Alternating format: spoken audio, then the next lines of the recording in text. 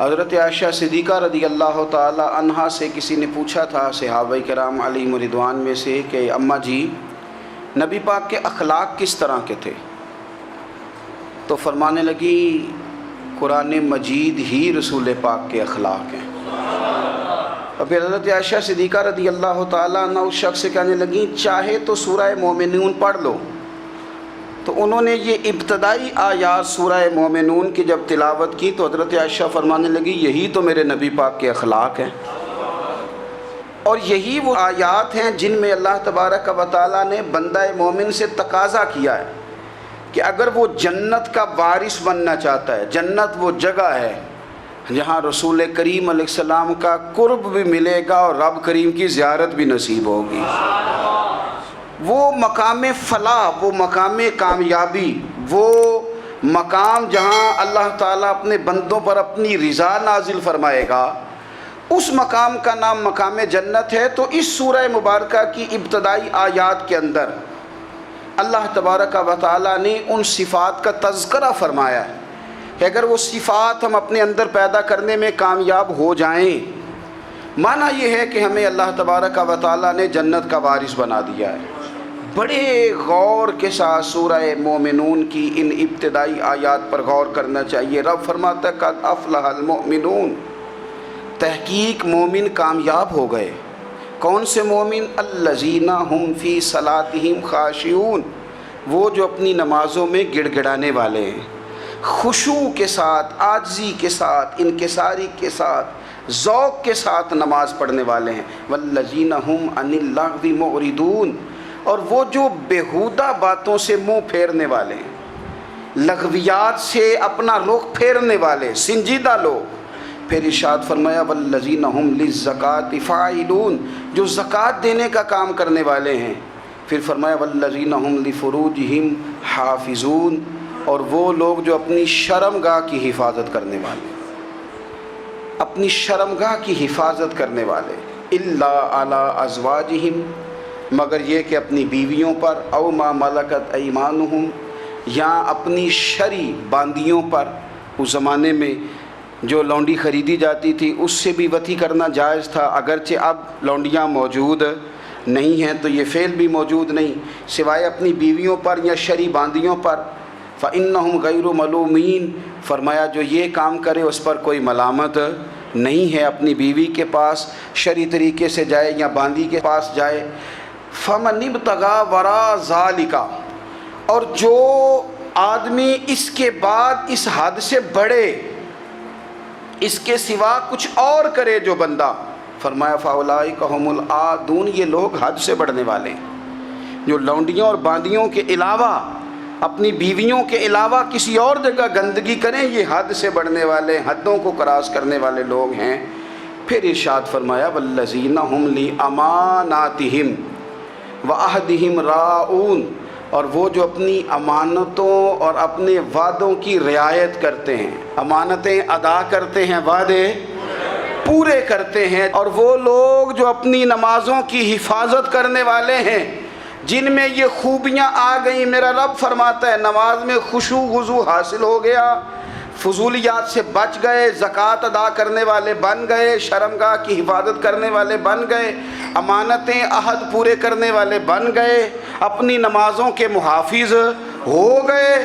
اللہ اکبر، قربان جائیں۔ مالک فرماتے ہیں اولئک ھم الوارثون، یہی لوگ تو وارث ہیں۔ یا اللہ کس چیز کے؟ فرمایا الذین یرثون الفردوس، یہ لوگ جنت کے وارث ہیں، یہ جنت کے وارث ہیں یہ لوگ۔ ہم فیہا خالدون، اور فردوس سے، جنت سے نکالے نہیں جائیں گے، ہمیشہ ہی جنت میں رہیں گے۔ یہ آیات اللہ کا مطالبہ بھی ہے، یہ آیات صحابہ، اہل بیت، اولیاء اللہ، ان تمام کی سیرت کا عکس بھی ہے۔ اور سب سے بڑھ کر سیدہ عائشہ صدیقہ فرماتی ہیں یہی تو آیات ہیں جنہیں اچھی طرح سمجھ لو گے تو تمہیں مدینے والے کے اخلاق بھی سمجھ میں آ جائے گا، حضور کے اخلاق بھی تمہیں سمجھ میں آئیں۔ بڑے غور کے ساتھ سورہ مومنون کی ان ابتدائی آیات پر غور کرنا چاہیے۔ رب فرماتا ہے قد افلح المؤمنون، تحقیق مومن کامیاب ہو گئے۔ کون سے مومن؟ الذین هم فی صلاتہم خاشعون، وہ جو اپنی نمازوں میں گڑ گڑانے والے ہیں، خشوع کے ساتھ، عاجزی کے ساتھ، انکساری کے ساتھ، ذوق کے ساتھ نماز پڑھنے والے ہیں۔ دیکھیں قرآن نے یہ نہیں کہا شروع میں کہ وہ لوگ اپنی نماز پابندی سے پڑھتے ہیں، بلکہ فرمایا وہ نمازوں میں عاجزی کرتے ہیں، وہ نماز میں خشوع کرتے ہیں، خضوع کرتے ہیں۔ نماز ہم بھی پڑھتے ہیں، ڈھیر سارے لوگ ہیں جن کا یہ مطالبہ ہے کہ میرا نماز میں دل ہی نہیں لگتا۔ پہلی بات تو یہ ہے کہ دل نہ بھی لگے تو نماز پھر بھی پڑھنی ہے، اور دوسری بات یہ کہ دل لگانے کو بھی تو کچھ انسان کے پاس چیزیں ہونی چاہیے نا، کوئی ضروریات ہوتی ہیں۔ سب سے پہلی بات یہ کہ مسئلہ نماز کا نہیں، مسئلہ اہمیت کا ہے۔ آپ نے اللہ تبارک و تعالیٰ کی ذات کی، رب کریم کے جلالت کی جتنی زیادہ اہمیت اپنے دل میں محسوس کر لی، اتنا ہی نماز کی طرف توجہ آپ کی بڑھ جائے گی۔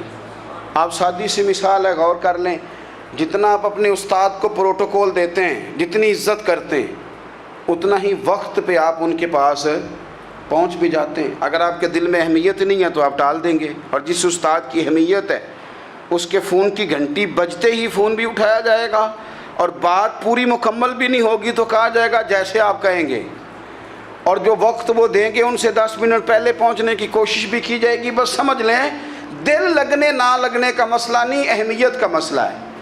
آپ جتنی اپنے مالک کی بارگاہ کی اہمیت سمجھ لیں گے، اتنا ہی وقت پہ مسجد آئیں گے، اتنا ہی شوق سے نماز پڑھیں گے۔ دوسری بات، نماز کے ترجمے پہ غور کریں۔ آپ یقین کریں اگر نماز کا ترجمہ ہمیں آ جائے نا تو ہمیں تو یوں لگے کہ ہم تو اپنے مالک کی بارگاہ میں عرض و معروض کرنے حاضر ہوئے ہیں۔ یہ سورہ فاتحہ ہی دیکھ لیں آپ، حضور فرماتے ہیں، رب فرماتا ہے سورۃ فاتحہ آدھی میری ہے آدھی میرے بندے کی ہے۔ جب اس نے کہا الحمدللہ رب العالمین الرحمن الرحیم مالک یوم الدین ایاک نعبد و ایاک نستعین، جب یہاں تک وہ لفظ کہتا ہے تو یہ حصہ میرا تھا۔ اس نے اپنے رب کی تعریف کی، اور جب کہا نا اس نے اہدنا الصراط المستقیم، اب بندے نے التجائیں شروع کر دی۔ اس نے کہا کہ مالک بھی تو ہے، رحمان بھی تو ہے، رحیم بھی تو ہے، عبادت بھی تیری کرتے ہیں تو مدد بھی تو تجھی سے مانگنی ہے نا۔